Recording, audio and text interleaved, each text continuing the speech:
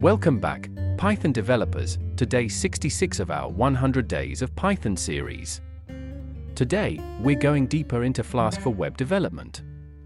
We'll cover user authentication, session management, creating APIs with Flask-Restful, and implementing real-time functionality using Flask-SocketIO. It's going to be an action-packed session, so let's get started. Securing your Flask app with user authentication and managing user sessions is critical for any web application. Flask makes this easy with the Flask Login extension.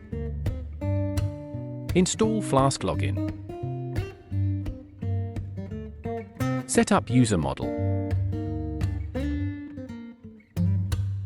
Configure Flask Login.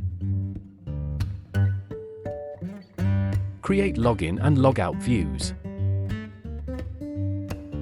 With these steps, you can authenticate users, protect routes, and manage sessions effectively in your Flask application. Next up, let's create RESTful APIs using the Flask-Restful extension. This is perfect for building scalable web services.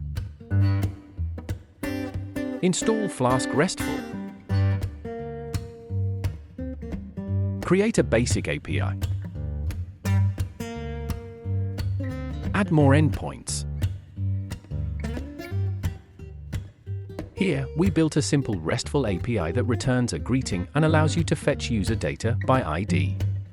Flask-Restful streamlines the process, making it easy to create and manage API endpoints. Finally, let's add real-time communication to our Flask app using Flask-SocketIO. This is excellent for chat applications, live notifications, or any feature requiring instant updates. Install Flask-SocketIO. Set up Flask-SocketIO. Create a simple front-end.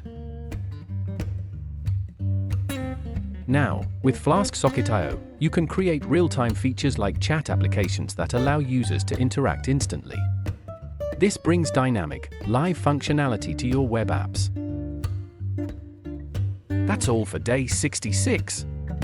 Today, we explored advanced Flask topics like user authentication, session management, creating APIs with Flask-Restful, and implementing real-time functionality with Flask-SocketIO. These tools are essential for building powerful and interactive web applications. If you found this video helpful, be sure to like, subscribe, and hit the notification bell so you won't miss tomorrow's lesson. Keep coding, and see you for day 67.